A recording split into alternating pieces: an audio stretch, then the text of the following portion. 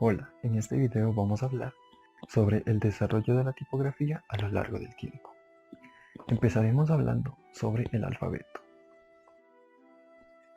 El alfabeto es una serie de signos en las que existe un consenso cultural que nos sirve como representación de sonidos específicos.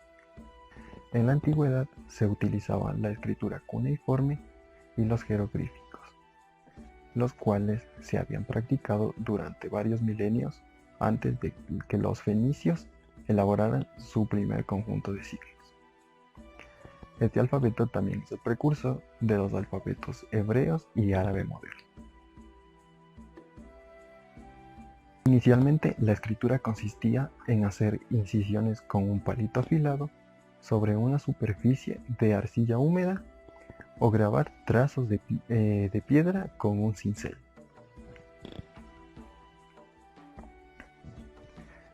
Los griegos modificaron la dirección de escritura, ya que los fenicios y otros pueblos escribían de derecha a izquierda. El estilo de escritura de los griegos se llamaba bustrofedón, que querría decir como ara el buey, que consistía en escribir de derecha a izquierda y de izquierda a derecha alternativamente. Los griegos no utilizaban espacios entre letras ni signos de puntuación, y posteriormente pasaron a escribir únicamente de izquierda a derecha. Otras formas de escribir. No todas las escrituras se las realizaba en arcilla o se las grababa en piedra. Los contratos de los comerciantes, la correspondencia e inclusive cartas de amor necesitaban medios que sean menos formales.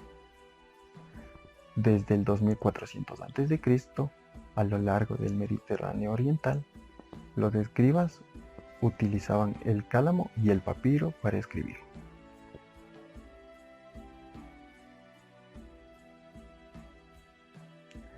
Uno de los materiales más utilizados fue el papiro, el cual era fabricado a base de una planta similar al bambú que crecía en el valle del Nilo. Su fibra interna se convertía en pulpa, se la extendía y se secaba bajo la presión de prensas muy pesadas. El resto de la comunicación para el uso general del público se la realizaba con el uso de paneles de cera enmarcados en madera. Este estaba fabricado en cera y esto facilitaba el uso y la economía para que una vez que la comunicación haya cumplido su función se la pueda alisar y se la pueda dar un nuevo uso. Esta práctica se la mantuvo hasta la Edad Media. En el siglo IV o V nace la letra capital cuadrada. La letra capital cuadrada es una versión de las mayúsculas lapidarias que se encontraban en los monumentos romanos. A esta se le añadió un tipo de remate que se conseguía mediante la variedad de anchura de la pluma con la que se trabajaba en ese entonces. A finales del siglo III y mediados del siglo IV nace la letra capital rústica, que es una versión comprimida de la letra capital cuadrada. Estas permitieron escribir en cada hoja de pergamino el doble de palabras que hacían con la anterior. A su vez, redujo significativamente la cantidad de tiempo en la cual se demoraban en escribir. La pluma se mantenía a 30 grados respecto a la perpendicular, pero que a su vez creó la dificultad en poder leer este tipo de escritura debido a que estaban muy comprimidas entre ellas. En el siglo IV nace o se crea la letra cursiva romana. Fue un tipo de letra y una escritura que se utilizaba generalmente para realizar documentos que no pretendían ser guardados por mucho tiempo, sino más bien por un corto plazo de tiempo. ¿Qué facilitó este tipo de letra? Este tipo de letra facilitó que se eliminara muchísimo de tiempo de escritura, ya que solamente pretendía de forma en curvas identificar varias letras y poder llegar al mensaje que se quiere. Esto también logró que después se llegara a conocer como letras de caja baja, debido a que en su mayoría eran minúsculas. En el siglo IV y V nace la letra uncial. La palabra uncial, que quiere decir de latín una 12ª parte de cualquier cosa, por lo que algunos estudiosos en el campo de la tipografía sostienen que la denominación uncial se refiere a aquellas letras que tienen por altura 1 pulgada. Este tipo de letra incorporan algunos rasgos de la escritura romana, sobre todo en la forma de la A, la D, la E, la H, la M, la U y la O. Lo que pretendía esta letra es ahorrar espacio, y las formas unciales eran más legibles. Además, los numerales romanos que se utilizaban en Europa correspondían a las letras romanas. Y con el desarrollo de la caja baja, los numerales pasaron a escribirse también en esta. En los 500 a.C. nace la letra semiuncial. Las semiunciales que marcan el comienzo formal de las letras de caja baja, repletas de trazos ascendentes y descendentes, que nacen después de los 2000 años después del alfabeto fenicio, en el año 925. Se crea la minúscula carolina. Carlomagno, el primero en unificar Europa, promulgó en el año 789 el edicto de estandarizar los textos eclesiásticos. Dio esta tarea al Alcuino de York, abad de San Martín de Tours. Bajo la supervisión de este, varios monjes volvieron a escribir todos los textos eclesiásticos, donde existe una hibridación con letras de caja alta, mayúscula, y de caja baja, minúscula. Además que se comienza a utilizar signos de puntuación, dando origen a una escritura un poco más formal y que hoy por hoy se llega a utilizar.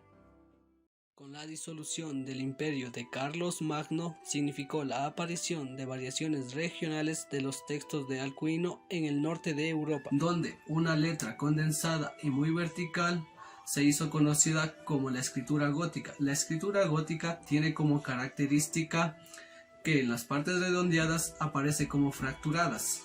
Se popularizó más en los años de 1150 y en los años 1500.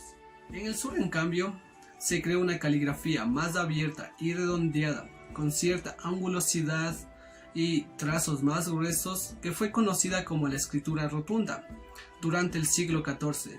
Por otro lado, en el norte de Europa, Inglaterra y los Países Bajos, se creó un híbrido entre las dos escrituras ya nombradas anteriormente, que fue conocida como la escritura batarde. En el norte de Europa prevaleció el estilo gótico durante 500 años. En Italia se dedicaron a analizar y popularizar los textos de los griegos y los romanos, donde los escribas, que eran los copistas de la antigüedad, decidieron adaptar la escritura rotunda a la letra carolina, en donde gracias a esto obtuvieron la escritura humanística que comenzó a finales del siglo XIV. Johann Gutenberg, nacido en el año de 1398 en la ciudad de Mugacia, Alemania, de ahí posteriormente en el año de 1428 Gutenberg se traslada a la ciudad de Estamburgo a trabajar como orfebre, donde es un oficio de vender piezas artísticas de oro, plata y piezas preciosas. También la impresión en esa época ya era una idea muy novedosa en Europa, que consistía en bruñir un papel contra un taco de madera, posteriormente ya grabado y entintado. También sabemos que Johann Gutenberg por sí solo no inventó la función tipográfica ni la impresora. Lo que sí es seguro que gracias a su logro ha resistido y se ha convertido en un importante personaje capital en el desarrollo tipográfico. En 1436 Gutenberg comenzó a implementar una nueva tecnología que se basaba en un sistema ajustable de moldes para crear equipos móviles reutilizables con plomo fundido. En 1438 creó su primera imprenta, que se basaba en la prensa que se utiliza para la elaboración del vino. También así, durante el proceso fue desarrollando una tinta con suficiente presión para que se añadiera a sus diferentes tipos de metal. En 1445, una hipoteca que posteriormente había negociado con el comerciante Johann Fuchs había alcanzado el valor de 2000 florines. Cuando Fuchs no decidió seguir pagando la hipoteca, Gutenberg tuvo que vender todo su equipo, incluyendo la Biblia de 42 líneas que en ese entonces estaba desarrollando. Fuchs y su yerno Peter Gutenberg tenían conocimientos de ingeniería, química y metalística, en donde tenían como intención implementar páginas similares a las escrituras y al trabajo de los escribas. Para sus letras, Gutenberg decidió seguir trabajando con la escritura gótica, que era habitual de su época en el norte de Europa. Como Gutenberg quería que la caligrafía fuera tan parecida a la de su tiempo, él decidió y terminó trabajando con 270 matrices diferentes. Schoeffer, colaborador de Johann Gutenberg, terminó de publicar la Biblia, con la que obtuvo buenos beneficios y ingresos. Fuchs y Schoeffer continuaron publicando y imprimiendo con gran éxito. En el año de 1466, Fuchs murió, y años más tarde, Gutenberg murió en la extrema pobreza.